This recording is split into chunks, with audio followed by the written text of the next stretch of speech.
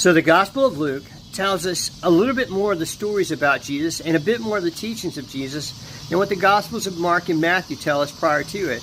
And then the Gospel of John comes along later on and tells us that much more, just to give us a fuller picture of the story of Jesus. But in those teachings in Luke, some of them are particularly about the topic of none other than humility. And one of those teachings, Jesus says, when you show up for an event, don't necessarily assume that the seats of honor belong to you. Otherwise, the host may come along and say, hey, those don't belong to you.